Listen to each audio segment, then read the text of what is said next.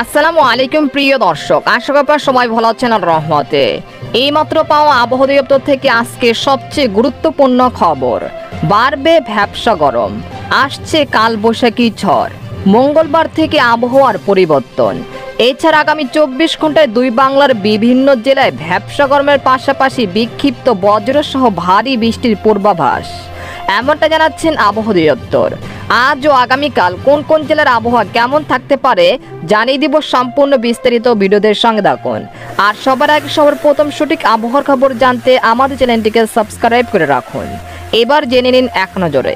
আবহাওয়ার পূর্বাভাসে বলা হয়েছে মৌসুমী বায়ু সারা দেশে বিস্তৃত হয়েছে, তবে চলমান ভ্যাপসা গরমের তীব্রতা সোমবার থেকে কিছুটা কমে আসবে। একই সঙ্গে আজ দেশের বিভিন্ন অঞ্চলে বজ্রসহ ঝড় বৃষ্টি হতে পারে বলে জানিয়েছেন বাংলাদেশের আবহাওয়া দপ্তর। এছাড়া গত 24 ঘন্টায় দেশের সর্বোচ্চ বৃষ্টিপাত রেকর্ড করা হয়েছে চট্টগ্রামে 26 মিলিমিটার, আর সর্বোচ্চ তাপমাত্রা ছিল বরিশালের খেপুপাড়ায় 35.5 ডিগ্রি সেলসিয়াস।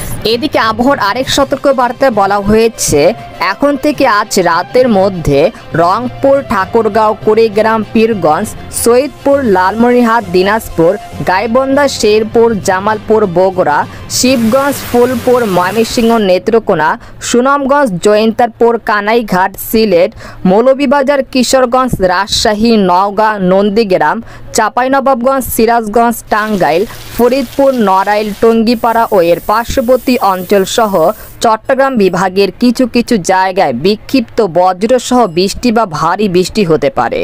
তাই উত্তর পশ্চিম আকাশে নজর রাখুন, রোদের কাজে সতর্ক থাকুন। এদিকে বন্যার সতর্কতা, সিলেটের সীমান্তবর্তী এলাকায় বন্যা পরিস্থিতি কিছুটা উন্নতি হয়েছে, নতুন করে প্লাবিত হচ্ছে কিছু এলাকা। তবে সুরমা নদীর পানি বাড়তে শুরু করায় ইতিমধ্যে সিলেট নগরীর কিছু এলাকায় বন্যায় আক্রান্ত হয়েছে। অন্যদিকে আগামী মঙ্গলবার পর্যন্ত ভারতের মেঘালয়, চেরাপুঞ্জি ও উত্তরবঙ্গে ভারী থেকে অতি ভারী বৃষ্টি অব্যাহত থাকতে পারে।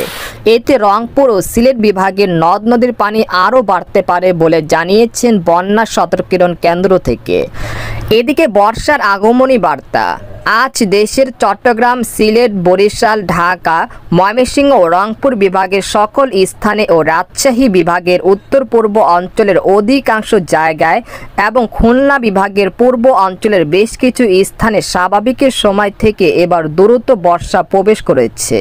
তবে জুন মাসের 15 তারিখ থেকে সারা দেশে ভালো পরিমাণে বৃষ্টিপাতের সম্ভাবনা রয়েছে, এতে গরমের তীব্রতা কমে আসতে পারে।